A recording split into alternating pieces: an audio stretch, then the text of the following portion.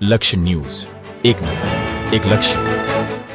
ભાજપ પ્રદેશ અધ્યક્ષ જગદીશ વિશ્વકર્માનું ચાણસ્મામાં સંબોધન. ભાજપ પ્રદેશ અધ્યક્ષ જગદીશ વિશ્વકર્માએ પક્ષની મજબૂતી અને સંગઠનાત્મક લક્ષ્યો સાથે પાટણ જિલ્લાનો એક દિવસીય પ્રવાસ કર્યો હતો. ચાણસ્મા ખાતે કાર્યકર્તા સંમેલનને સંબોધતા તેમણે સ્થાનિક કોંગ્રેસના ધારાસભ્યશ્રીની નિષ્ક્રિયતા પર સવાલો ઉઠાવ્યા હતા અને સરકારશ્રીની જનકલ્યાણકારી યોજનાઓ ગણાવી આગામી પંચાયત ચૂંટણીઓમાં કોંગ્રેસને જડબાતોડ જવાબ આપવા હાંકલ કરી હતી. ભાજપ પ્રદેશ અધ્યક્ષનો કાર્યભાર સંભાળ્યા બાદ જગદીશ વિશ્વકર્મા પ્રથમ વખત પાટણ જિલ્લાની મુલાકાતે આવ્યા હતા. તેમણે ચાણસ્મા ખાતે સરદાર પટેલની પ્રતિમાને માલ્યાર્પણ કર્યું હતું અને પિંપલેશ્વર મહાદેવના દર્શન કર્યા હતા. ત્યારબાદ સુરાણીવાડી ખાતે કાર્યકર્તા સંમેલનને સંબોધિત કર્યું હતું.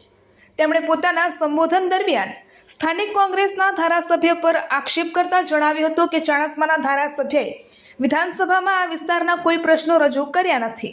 તેમણે કાર્યકર્તાઓને આગામી તાલુકા અને જિલ્લા પંચાયતની ચૂંટણીઓમાં કોંગ્રેસને જડબાતોડ જવાબ આપવા અપીલ કરી હતી.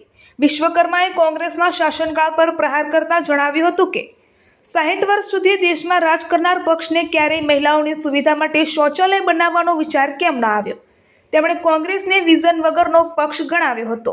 તેમણે કેન્દ્ર અને રાજ્ય સરકારની કામગીરીના વખાણ કરતા જણાવ્યું હતું કે ભાજપ સરકારે ઘરે ઘરે શૌચાલય, ખેડૂતો માટે કિસાન સન્માન નિધિ, ગરીબો માટે પાકા ઘર અને મફત અનાજ જેવી યોજનાઓ સાકાર કરી છે. નર્મદાના પાણી સરદાર સરોવરથી કચ્છ સુધી પહોંચાડવાનું કામ પણ ભાજપ શાસનમાં જ થયું છે. કોંગ્રેસના સંગઠન પર કટાક્ષ કરતા પ્રદેશ અધ્યક્ષે કહ્યું હતું કે કોંગ્રેસના પ્રદેશ પ્રમુખની આખા જિલ્લાની રેલીમાં જેટલી ખુરશીઓ ભરાતી નથી તેનાથી વધુ ખુરશીઓ તો માત્ર ચાણસ્મા વિધાનસભાના કાર્યકર્તા સંમેલનમાં ભરાયેલી જોવા મળે છે. તેમણે ઉમેર્યું કે કોંગ્રેસ પાસે ન તો કોઈ વિઝન છે, ન તો કોઈ વિઝનરી નેતા, અને તે માત્ર ગુજરાત વિધાનસભા તથા સાંસદમાં વિકાસના કામોનો વિરોધ કરવાનું કામ જ કરે છે.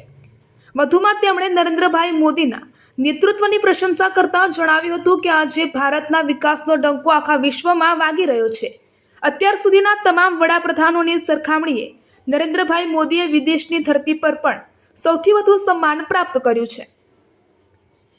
આ કાર્યક્રમના અંતે તેમણે કાર્યકર્તાઓને પક્ષની મજબૂતી માટે જોડાવા અને આગામી દિવસોમાં ભાજપનો વિજય નિશ્ચિત કરવા પ્રોત્સાહિત કર્યા હતા.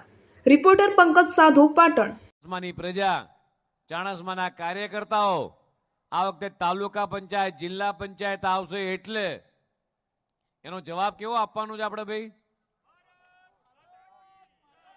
કેવો જવાબ આપવાનો છે? જડબાતોડ.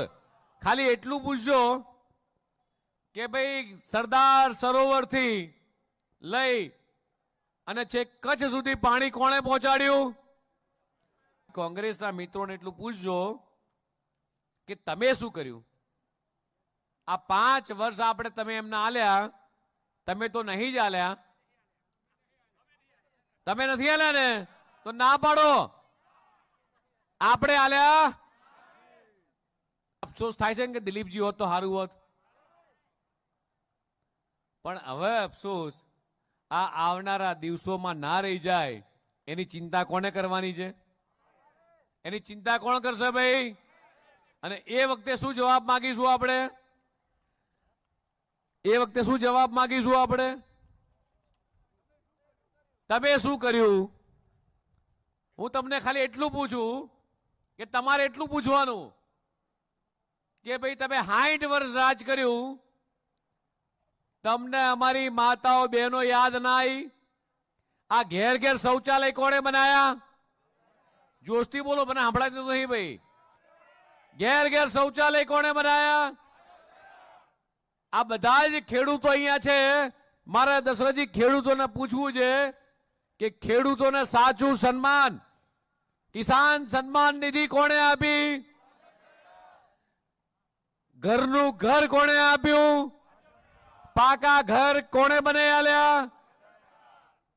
જરૂરિયાતમંદ પરિવારોને મફત અનાજ કોણે આપ્યું? કોંગ્રેસના નેતાઓ આજે આંખે પાટા બાંધીને ફરી રહ્યા છે. એમની પાસે વિઝન નથી કે વિઝનરી નેતા નથી.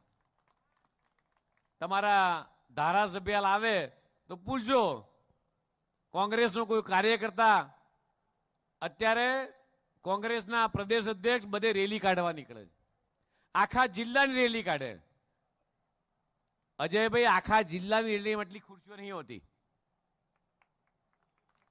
કોંગ્રેસના નેતા નીકળે ત્યારે આખા જિલ્લામાં એટલી ખુરશી નહીં હોતી, અને એટલી ખુરશી ખાલી અહીંયા ગાડી ચાણસમાં વિધાનસભાના કાર્યકર્તાએ ભરેલી છે. અને ત્યારે પૂછજો કે કોંગ્રેસ કરે છે શું?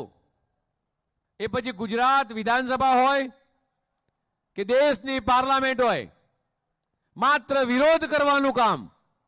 મોદી સાહેબ જ્યાં જાય, માન્ય ભૂપેન્દ્રભાઈ જ્યાં જાય, વિકાસના કામની જગ્યાએ માત્ર વિરોધ કરવાનું કામ.